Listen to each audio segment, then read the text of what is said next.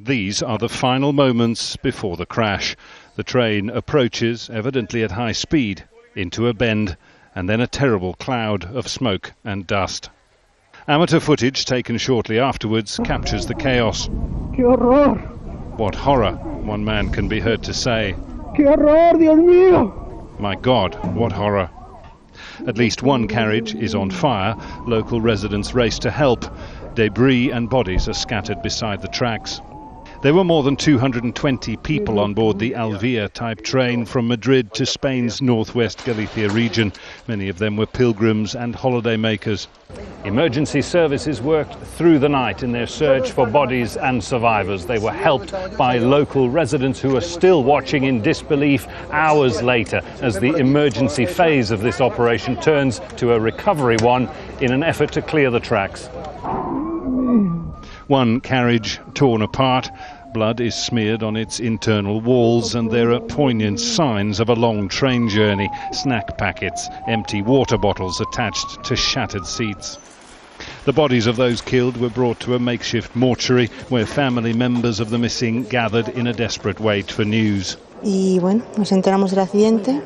heard about the accident, and they are neither on the list of injured nor dead, so we're just waiting. It's my niece, the daughter of my sister and my brother-in-law. We're broken, as you can imagine. The government believes the crash was an accident rather than sabotage or an attack. The rail operator says there was nothing technically wrong with the train. Spanish media reports that the train was travelling at more than twice the speed limit. Investigators will examine the train's black boxes to provide answers quickly.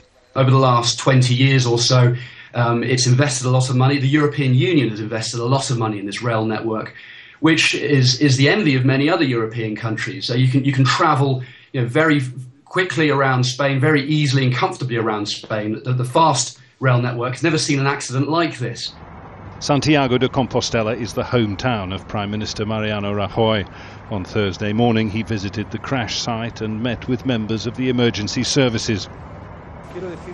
I'd like to say that at this moment, two investigations are taking place, obviously coordinated, one of them being the judicial investigation, the other that of the Commission of Railway Accidents. The objective being that as quickly as possible, and of course taking into account the diagnostics and to try and find out exactly what the reasons were for this terrible accident. Galicia was to have celebrated its main annual religious festival on Thursday. Those celebrations for a city, a region and a nation now in mourning have been cancelled.